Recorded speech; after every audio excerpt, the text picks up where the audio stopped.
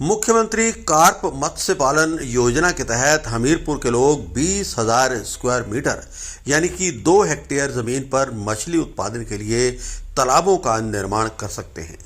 इस योजना के तहत जिला के लिए ये लक्ष्य तय किया गया है। मत्स्य पालन से लोगों की आर्थिकी को सुदृढ़ करने के लिए हाल ही में प्रदेश सरकार ने ये योजना चलाई है। इस योजना के तहत मत्स्य पालकों को 80% सब्सिडी प्रदान की जाएगी। प्रदेश सरकार बड़े स्तर की अनुदान राशि देकर मछली पालन को हमीरपुर में बढ़ावा देने जा रही है। यही नहीं, मछली के चारे पर भी अनुदान प्रदान किया जाएगा।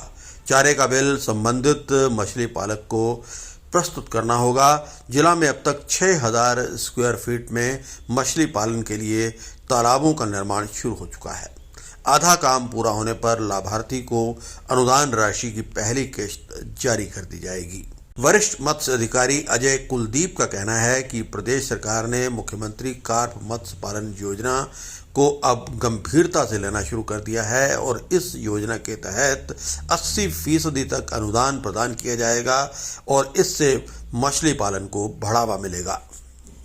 हमारी एक अपनी स्टेट रन जो स्कीम है वो चल रही है, जिसमें हमें लगभग 80% सब्सिडी, लेकिन होता क्या है कि किसी भी चीज की एक मैक्सिमम सीलिंग हो जाती है।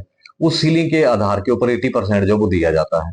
और जिला हमीरपुर के लिए हमें 20,000 स्क्वायर मीटर लगभग 2 हेक्टेयर एरिया में तालाबों का निर्माण करवाना है, जिसमें से लगभग हमारा 6,000 स्क्वायर मीटर एरिया जो वो ऑलमोस्ट कंप्लीट हो चुका है और जिनकी हम लोग सब्सिडी भी बड़ी जल्दी ही रिलीज कर देते हैं। और सर, इसमें सब्सिडी का पैटर्न ये रहता है कि जैसे लाभार्थी का आधा कार्य जैसे कंप्लीट हो जाता है और वो लिख करके हमें देता है कि जी हमारा जो आधा कार्य है वो कंप्लीट हो गया है, तो हम उसको जो पहली किस्त है, हाफ जो कंस्ट्रक्शन की किस्त होगी, वो उसको दे देते हैं।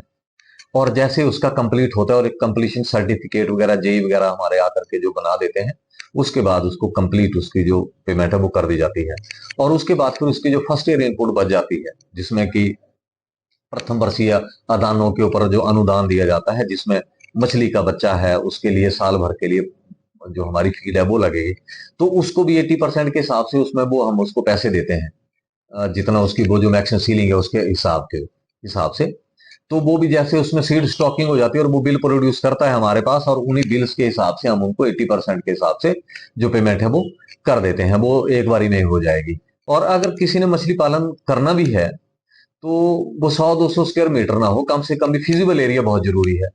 मिनिमम 1000 स्क्वायर मीटर एरिया तो होना चाहिए, सो दैट के वो बिजनेस आगे भी चले।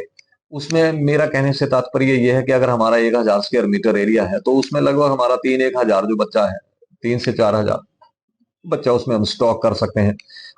5-6 लोगों ने आवेदन किया है, जिनको कि 6,000 स्क्वायर मीटर एरिया जो वो हमने सैंक्शन कर दिया हुआ है, और 4 एक लोग जो वो पाइपलाइन में है, जिनके की डॉक्यूमेंट्स